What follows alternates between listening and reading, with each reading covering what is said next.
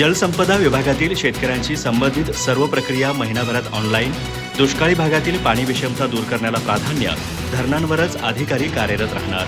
कोल्हापुरात मुख्य अभियंता कार्यालयाचे उद्घाटन. सांगली, सातारा आणि कोल्हापूर जिल्ह्यांना होणार लाभ. जलसंपदा विभागाकडून शेतकऱ्यांशी संबंधित सर्व प्रक्रिया येत्या महिनाभरात ऑनलाईन करण्यात येणार असून त्यामुळे शेतकऱ्यांना कार्यालयांचे उंबरठे झिजवावे लागणार नाहीत, अशी घोषणा महाराष्ट्र राज्याचे जलसंपदा मंत्री डॉक्टर राधाकृष्ण विखे पाटील यांनी केली. कोल्हापूर येथील शासकीय विश्रामगृहातील राजर्षी शाहू सभागृहात महाराष्ट्र कृष्णा खोरे विकास महामंडळाअंतर्गत मुख्य अभियंता कृष्णा खोरे विभागीय कार्यालयाच्या उद्घाटन प्रसंगी ते बोलत होते. यावेळी महाराष्ट्र राज्याचे आरोग्यमंत्री तथा कोल्हापूर जिल्ह्याचे पालकमंत्री प्रकाश आंबेडकर, राज्य नियोजन मंडळाचे कार्यकारी अध्यक्ष राजेश क्षीरसागर, महापौर रूपाराणी निकम, खासदार धनंजय महाडिक, आमदार चंद्रदीप नरके, आमदार अशोकराव माने, आमदार अमल महाडिक, माजी आमदार संजय घाटगे, महाराष्ट्र कृष्णा खोरे विकास महामंडळाचे कार्यकारी संचालक डॉक्टर हनुमंत धुमाळ आदी उपस्थित होते. डॉक्टर विखे पाटील म्हणाले, कृष्णा आणि गोदावरी खोरे विकास महामंडळाच्या सुमारे 56,000 एकर जमिनी जलसंपदा विभागाच्या नावावर करण्यात आल्यात.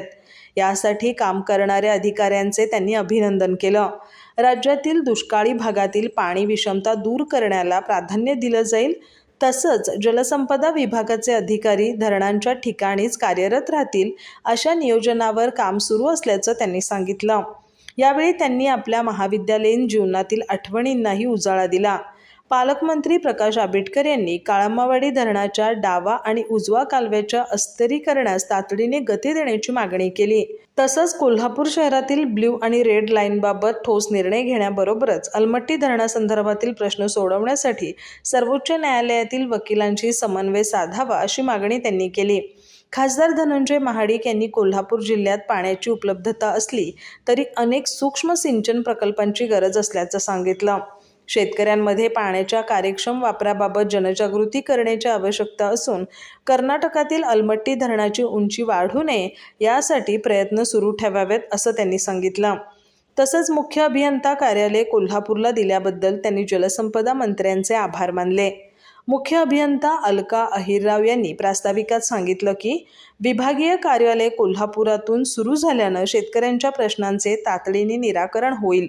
या कार्यालयाच्या कार्यक्षेत्रात कोल्हापूर, सांगली आणि सातारा हे 3 जिल्हे असणार असून जलव्यवस्थापनाला सर्वोच्च प्राधान्य दिलं जाईल.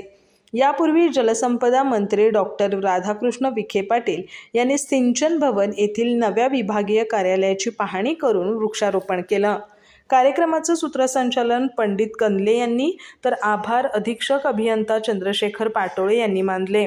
कार्यक्रमास अधीक्षक अभियंता अभिजित म्हेत्रे, उपाधीक्षक अभियंता संजय पाटील, कार्यकारी अभियंता ज्योती देवकर यांच्यासह कोल्हापूर, सांगली आणि सातारा जिल्ह्यातील जलसंपदा विभागाचे अधिकारी आणि कर्मचारी उपस्थित होते. अधिक माहिती आणि ताज्या घडामोडींसाठी आजच आमचे चॅनल सबस्क्राईब करा.